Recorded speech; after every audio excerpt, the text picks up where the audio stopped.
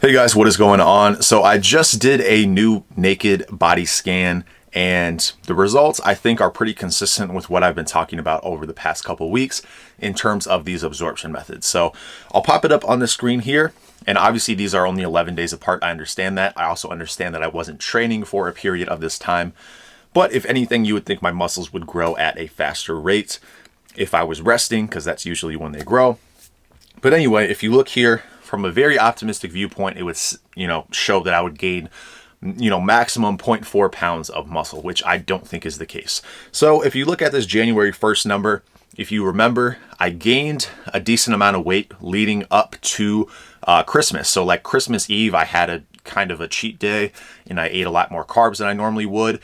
And so to avoid skewing the numbers in terms of, I gained a whole bunch of lean body mass when it was just a lot of water weight and carbs and stuff, then I decided to actually cut my carbs a little bit in that following week. And that's why my weight went from 230 to 227. Then I started to return to normal, and that's why you see my weight is a little bit higher here. It's kind of been hovering around that 230 level. So basically I would say this number, January 1st, my lean mass might have been artificially a little bit lower than it would have been had I just, had normal carb intake. And so this 0.4 pound lean body mass increase, I would say, is just water weight. And the fat mass does seem to be the case. It looks like if you look at this number here, I gained weight in my thighs and pretty much nowhere else. And my thighs, it's possible that I gained muscle there, but that's usually where I store my fat. So seems likely. It doesn't seem like I've added any muscle. It is possible, I suppose. I did, obviously, my leg day was my last training day prior to that 4-day break that I had, but I don't think that I gained muscle here. So basically my conclusion on this, if you go back to the 23rd, that is when I started experimenting with the sublingual thing. And shortly thereafter, I started with the grapefruit juice thing. So I was basically 230 back then, like basically on the 24th, 25th or whatever, I was 230.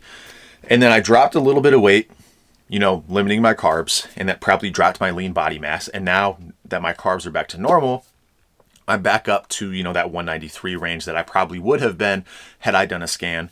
And, basically after all that, it just kind of makes sense that doing these additional methods of absorption, the sublingual thing, the grapefruit juice, either has no extra benefit, that's, at least, but it's possible that it's even detrimental to, improving my muscle. So it is very possible as well that I gained muscle and then I'm kind of plateauing because maybe the testosterone can only do so much. So it's possible that as I stay on this, I'm not going to gain any more muscle, but seems like grapefruit juice or sublingual or whatever is not helping that.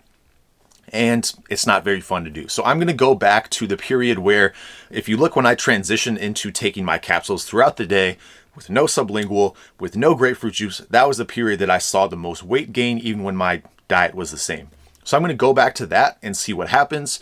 But I would probably guess that, I'm probably seeing some type of diminishing returns. But I would say at the very least, those additional absorption methods haven't had any additional benefit to just doing what I was doing before. So I'm going to continue to do that. I think it's easier.